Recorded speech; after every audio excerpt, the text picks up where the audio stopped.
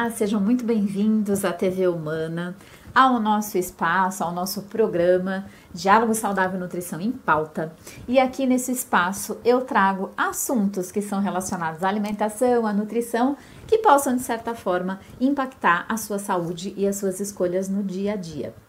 Meu nome é Raquel Gonçalves, eu sou nutricionista, eu tenho mestrado e doutorado na área clínica e atualmente eu trabalho com atendimento nutricional. E vamos para o tema de hoje, que é um tema bastante polêmico.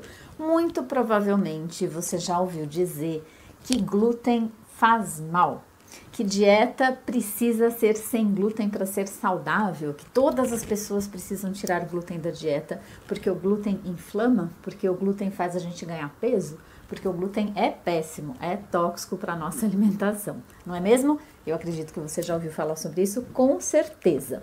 Então hoje a gente vai discorrer o nosso programa todo sobre esse assunto. Então fica até o final para você concluir se você precisa ou não retirar da sua dieta o glúten e se afinal de contas ele é tão vilão assim quanto todo mundo fala. Então, eu vou começar esse vídeo, na verdade, explicando o que é esse glúten, né? Porque para poder falar sobre o glúten eu preciso falar o que é ele. Bom, vamos lá. Vamos parar para pensar agora não na questão de saúde, mas na questão da culinária. Porque todas as pessoas que fazem, ou que trabalham, na verdade, com panificação, com certeza manipulam e usam muito a farinha de trigo para produzir, né, pães e bolos, enfim, salgados. E isso mesmo em casa, a gente utiliza a farinha de trigo. A farinha de trigo, na verdade, eu acredito que esteja presente na maioria dos lares, porque é uma farinha amplamente utilizada na culinária. E por que ela é uma farinha amplamente utilizada na culinária e também utilizado há muitos anos, antes de Cristo, inclusive, na nossa dieta regular aí do nosso dia a dia. A farinha de trigo, ela tem uma característica muito interessante, ela é muito versátil na cozinha, porque ela tem uma capacidade de tornar aquela mistura, quando a gente mistura água principalmente, aquela mistura viscosa, aquela mistura com elasticidade. E essa característica, que é de uma proteína presente, não só ela, mas a principal proteína presente no trigo, é o glúten. Então, o glúten é uma proteína. Já começamos por aqui esclarecer o que é o famoso glúten. O glúten é uma proteína que está presente, principalmente aí no caso a gente está falando do trigo, no trigo, na sementinha do trigo, que depois é processada, e aí nós temos a famosa farinha de trigo, que pode ser integral ou que pode ser refinada, que é a mais branquinha, tanto faz. A diferença da refinada para a branquinha é pura e simplesmente a retirada das casquinhas, né, desse grão, e aí obviamente fica uma farinha mais clarinha, com menos fibra, com menos vitaminas e minerais também, porque quando a gente refina o alimento e retira partes desse alimento, a gente carrega junto com eles alguns nutrientes também que possam ser interessantes. Mas enfim, vamos lá. Então vamos pensar na farinha tradicional, que é a farinha refinada branca, que a gente utiliza normalmente aí no nosso dia a dia, que a maioria das pessoas tem em casa, né? Que é a farinha branca mesmo. Essa farinha branca, portanto, tem ali dentro uma proteína chamada de glúten. E esse glúten, quando, na verdade, a gente adiciona água, e principalmente quando a gente sova, né? Que é amassar, que vai fazer um pão, a massa do pão, que é aquele ato de sovar, eu faço com que desenvolva esse glúten que a gente fala na culinária, que é a junção. É como se essas proteínas que estão ali dentro daquele grão, daquela farinha, com a presença da água e da sova, ela acaba se juntando, ela se complexa, né? Então é como se juntasse uma com as outras e formasse uma rede de glúten. Essa rede é que dá essa característica da elasticidade da massa. Isso faz com que o nosso pãozinho do dia a dia cresça, né? Quando nós colocamos, obviamente, o fermento ali, principalmente, e deixamos ele repousar, porque aí tem produção de gases. Esses gases formados pelas leveduras ali no processo de fermentação faz com que a massa do nosso pão cresça, fique bem bonita e cheia de bolinhas de ar ali dentro. E o que é que segura essa bolinha de ar ali dentro? É exatamente a presença dessa rede de glúten. Essa rede de glúten, para o processo culinário, é como se fosse uma bexiga, né? Como se fosse mais ou menos isso. Então, está enchendo de ar ali na massa, porque nós colocamos o fermento ali, está crescendo, e esse ar ele está sendo retido na forma de bolinhas ali dentro por essa massa elástica, porque é isso mesmo, o glúten tem essa capacidade da elasticidade. E aí segura essas bolinhas todas de ar ali dentro. Pois bem, aí nós pegamos aquela massa de pão que já está crescida, cheia de bolinhas ali dentro toda guardadinha ali, e levamos para o forno para assar. Quando nós levamos para o forno e a temperatura aumenta um pouquinho, as leveduras ali até neste momento continuam a produzir uma pequena quantidade de gás, só que lembrando que o fermento biológico é vivo, então a hora que eu coloco ele dentro do forno ele morre, porém a massa tem umidade, tem água, e essa água também começa a evaporar nesse processo de assar o pão, e aí automaticamente esse pão também dá aquela crescidinha nesse momento inicial ali do forno também. Mas com o passar do tempo, a água vai evaporando, esses gases que foram formados no processo da fermentação com a levedura fora, inclusive, do forno, vai embora, porque a massa ela vai cozinhando e esse processo de cozimento da massa, da proteína, do carboidrato, enfim, vai se formando uma massa mais endurecida, já não é aquela massa mole, né? Já é o nosso pãozinho formado. E nesse processo, aquele gás que foi formado, ele pode ir embora, não tem problema, porque a estrutura da massa já está feita. Então o pão já cresceu, aquele gás pode ir embora, porque a estrutura vai ficar ali formada. E isso dá essa característica que é muito gostoso dos nossos pães, nessa variedade de pães que nós temos por aí, né? Então, o glúten presente na farinha de trigo, ela tem uma característica muito diferencial para o processo culinário, para a cozinha, para a panificação. Isso para bolos, isso para pães, né? Para outros tipos de massas também. Então, para o macarrão, dá uma viscosidade diferente. Então, essa característica quem dá é o glúten. Pois bem, então o glúten, o pão, enfim, ou esses alimentos, e a farinha de trigo também é utilizada para outras coisas, né? Então nós usamos para empanar, que dá aquela casquinha também diferente. Nós utilizamos para várias outras preparações em que a farinha de trigo também é utilizada para engrossar. Realizamos a farinha de trigo, por exemplo, para fazer um molho tipo bechamel, né, onde a farinha ela tem essa capacidade de formar gel ali, mas aí já não é por conta da proteína, ainda estamos falando de carboidrato da farinha, mas de qualquer forma a farinha de trigo é amplamente utilizada na cozinha, no dia a dia, e isso é inegável, gente, isso aí faz parte da nossa cultura alimentar no mundo inteiro, né? Então assim, o trigo faz parte da evolução humana, pensando na parte de evolução da alimentação, inclusive. Então assim, o trigo está presente na nossa dieta há muitos anos. Claro que é o mesmo trigo, é a mesma preparação, é a mesma utilização? Não, porque nós evoluímos também, né? Então a utilização dos alimentos também acompanha essa evolução e muda-se com o passar dos anos. Bom, explicado então o que é o glúten, que é uma proteína que está dentro lá do trigo, né? Que faz parte da presença lá do grão de trigo. Por que é que se começou, né? Que se começou essa história, já faz alguns anos, de que consumir trigo ou consumir glúten faz mal para a saúde, inflama, enfim. De onde surgiu isso? Bom, primeira coisa, já existe documentado e muito bem documentado na literatura uma doença que já se sabe que é responsiva, né? Que na verdade é uma doença caracterizada pelo consumo de glúten, especificamente de glúten mesmo na alimentação, que é a famosa doença celíaca, né? Não sei se todos conhecem, mas é uma doença muito conhecida, em que não é tão comum, vamos dizer assim, mas é uma doença conhecida em relação ao consumo do glúten. Então, é uma doença já que está muito bem estabelecida. Essas pessoas nascem, muitas vezes, com essa alteração genética, porque é uma alteração genética, a pessoa nasce com isso, e já na infância já é diagnosticada a doença celíaca, né? Se for feito uma boa investigação aí, se a criança começar a apresentar os sinais e os sintomas da doença celíaca. O que acontece na doença celíaca? É uma resposta do sistema imunológico. Então, não é uma alergia, tá? Não é uma alergia. A doença celíaca é uma resposta inflamatória, na verdade, é uma resposta do sistema imunológico do nosso corpo, mas não é caracterizado como uma alergia. E ela é desencadeada pela presença do glúten, especificamente de uma fração da proteína do glúten que é chamada de gliadina. Porque o glúten em si, ele é formado da junção de duas proteínas, no caso do trigo, da gliadina com a glutenina. E o que causa essa doença, o que desencadeia essa doença é a fração da gliadina. Mas não é só no glúten, também vale fazer uma ressalva aqui. A cevada e o centeio também produzem, também tem presença ali, na verdade, de proteínas que desencadeiam a doença celíaca. Então, quem tem doença celíaca não pode consumir, em hipótese alguma, nada que tenha trigo, nem centeio e nem cevada. Esses três cereais realmente devem ser totalmente retirados da dieta destas pessoas. O diagnóstico da doença celíaca ele deve ser feito por um médico, porque é feito um cruzamento, na verdade, de informações, tanto da parte de sinais e sintomas daquela criança ou do adulto. É muito comum fazer o diagnóstico na infância, mas também há diagnóstico na idade adulta. E o médico tem que juntar esses sinais e sintomas com uma avaliação sorológica, né? Então se faz uma análise de exame de sangue mesmo, para avaliar esses anticorpos, que são marcadores que nós temos para identificar anticorpos contra, né? Vamos pensar assim, que reagem contra a gliadina, a presença do glúten. E também, na maioria das vezes, quando se tem principalmente uma dúvida em relação a isso, é feita a biópsia intestinal. Então, com estes exames todos, que são exames médicos, é que se fecha o diagnóstico da doença celíaca. Então, aquela criança, é mais comum o diagnóstico na infância, mas também pode fazer um diagnóstico no adulto, chegar nessa conclusão através desses exames que estão já muito bem estabelecidos como se faz o diagnóstico.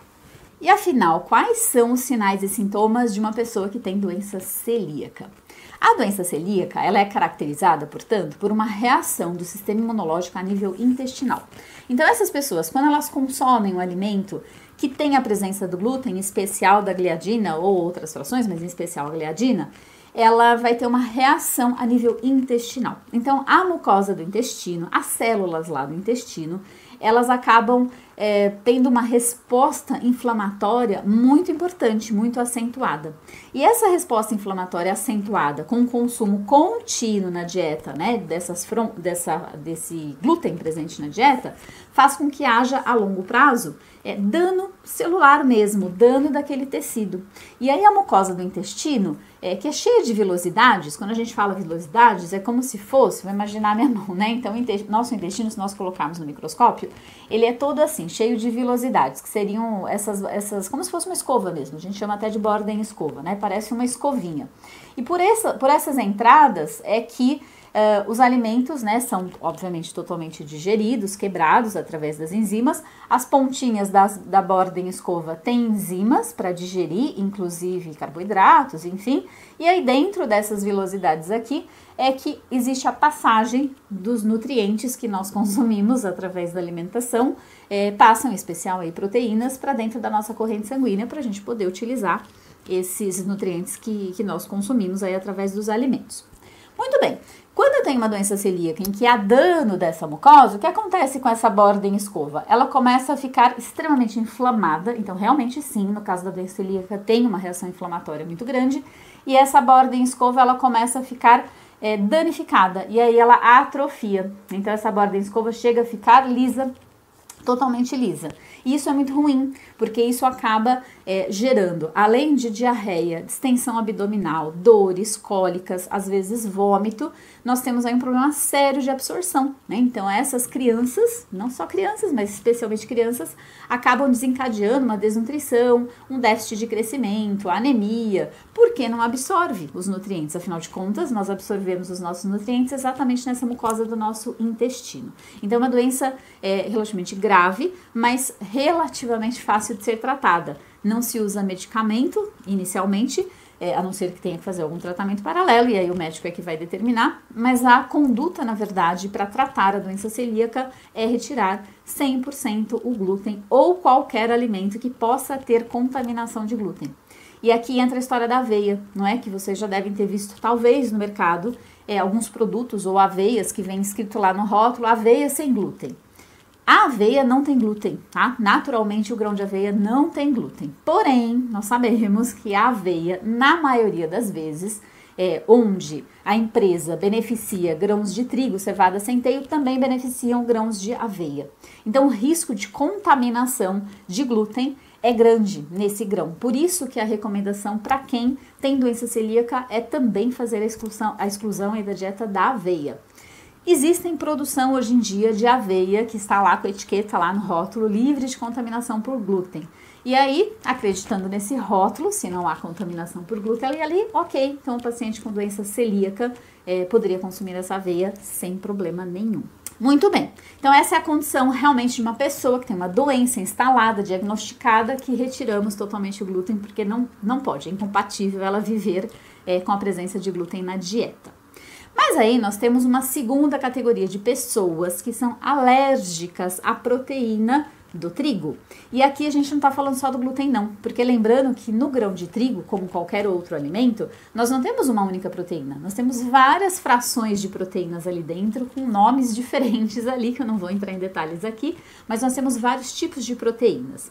E a resposta alérgica, ela é diferente da resposta da doença celíaca. A doença celíaca é uma doença também que envolve o sistema imunológico, que vai inflamar a mucosa do intestino, mas no caso da alergia alimentar, que é no caso da alergia ao trigo, por exemplo, ela pode ser desencadeada por qualquer uma das proteínas presentes nesse trigo.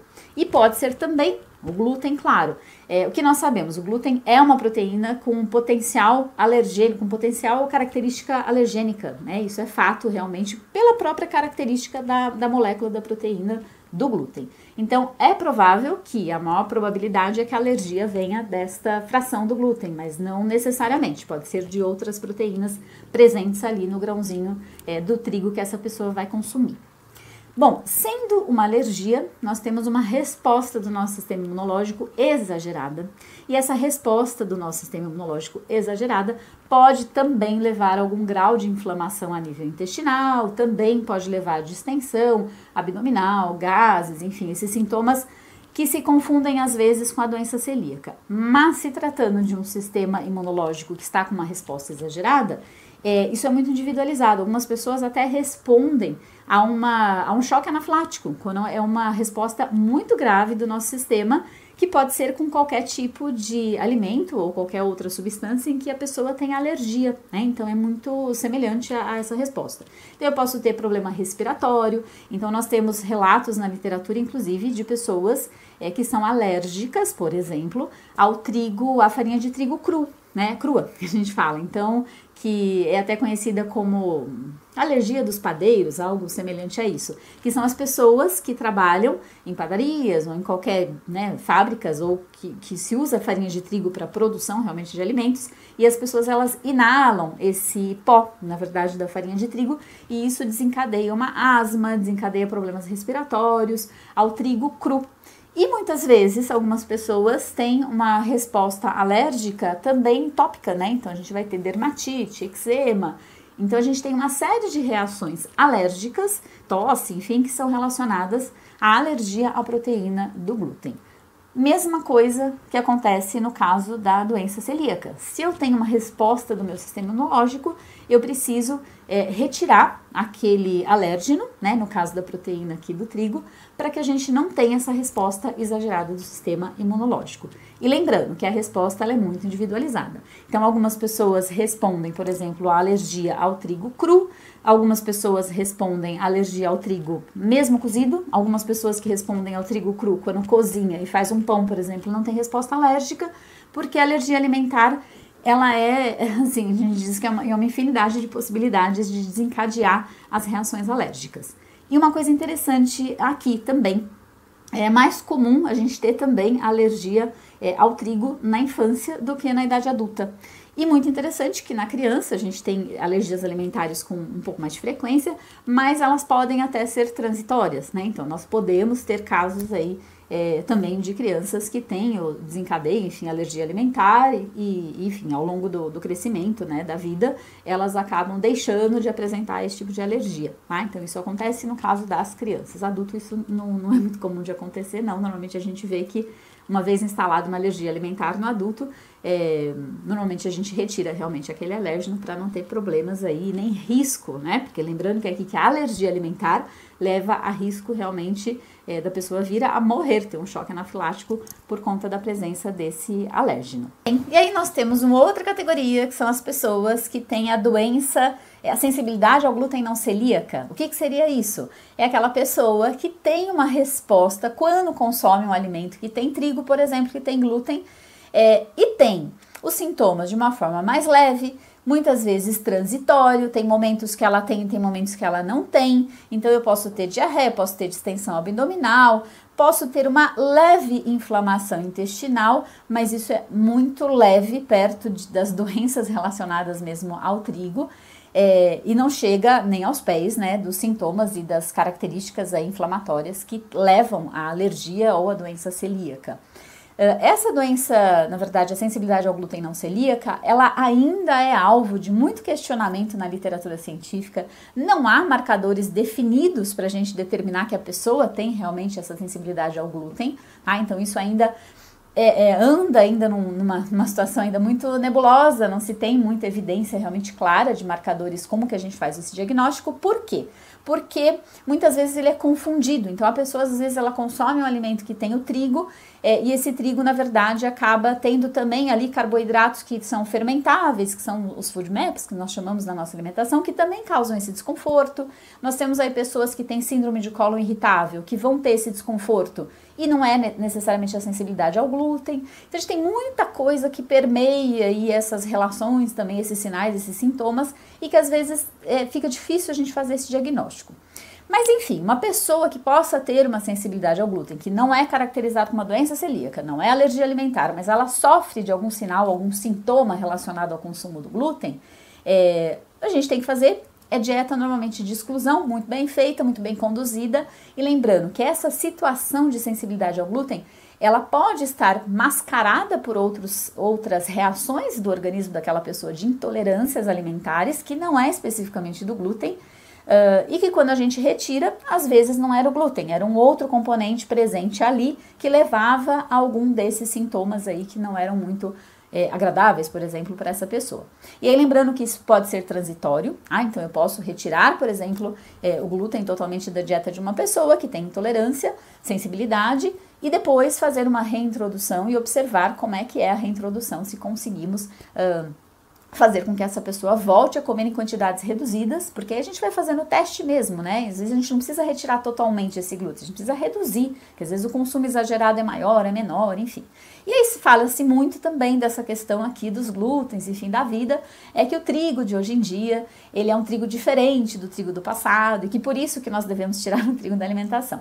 Realmente, todos os alimentos que nós consumimos hoje, o tomate, o trigo, a batata, enfim, são diferentes do que nós consumimos há muitos anos atrás, porque a tecnologia desenvolveu, né? Nós temos uma mudança aí, inclusive dos cruzamentos, enfim, genéticos que se fazem das plantas para otimizar a produção de alimentos, e obviamente que isso impacta na estruturação desse alimento, na estrutura mesmo molecular desse alimento. O que se sabe é que hoje, realmente, a proteína do trigo que é produzido, que é cultivado hoje em dia, parece que tem uma característica um pouco maior de desencadear as alergias, enfim, alimentares, nesse sentido. Mas isso não significa que você vai desencadear, que você tem alergia, porque é uma parcela ainda pequena da nossa população que tem essa reação alérgica, que tem essa sensibilidade. Então isso a gente não pode generalizar, eu não posso dizer que eu preciso retirar glúten da dieta de todo mundo, porque o glúten vai fazer com que inflame o intestino de todo mundo. Isso não é verdade, né? Isso acontece para aquelas pessoas que naquele momento podem ter uma sensibilidade ao glúten, que pode ser transitória, e detalhe, pode ser causado por outras coisas que nós nem sabemos o que tem ali. Então, para fechar essa história, gente, pode comer glúten. O glúten não está restrito em nenhum dos guias alimentares do mundo, e nenhuma entidade científica de gastroenterologia retira glúten com a justificativa que faz mal para a saúde ou causa inflamação ou que engorda. Isso não é verdade, isso é infundado. Agora, de novo, é respeitar a individualidade de cada um. E aí o médico, o nutricionista, que junto com aquela pessoa que está atendendo, é que vai fazer a orientação da dieta de tal forma a minimizar os desconfortos. Claro que se for feito um diagnóstico de doença, essa doença precisa ser tratada como tal. Mas caso não foi feito esse diagnóstico, o que a gente faz é sempre individualizar a dieta. Se para você, né, o consumo do pão, do glúten, que seja, faz mal, está te fazendo mal, para que continuar comendo? Mas aqui lembrando, precisa de orientação, porque não é retirar por retirar, porque muitos desses produtos que hoje a gente tem, né, inundando os nossos mercados, eles não são saudáveis, tá? Engana-se quem pensa que produto no mercado isento de glúten é mais saudável do que aquele que tem glúten. Isso muitas vezes não é verdade. Então, por isso que a orientação individualizada é sempre o melhor caminho. Dieta equilibrada sempre, é o que a gente sempre fala aqui, não é? Então, é sempre individualizar e respeitar as intolerâncias e os sinais de cada um. Agradeço a presença de vocês, espero que tenham gostado, que tenha esclarecido um pouquinho desse mito aí do glúten. Fiquem muito à vontade para comer os alimentos que tem glúten, que tem trigo, se vocês não têm nenhum desconforto, nenhuma intolerância. E se tiver, eu deixo aqui a dica para sempre procurar um profissional que possa te auxiliar de forma adequada e manter a sua dieta saudável e equilibrada como sempre. Muito obrigada pela presença e aguardo vocês nos próximos episódios.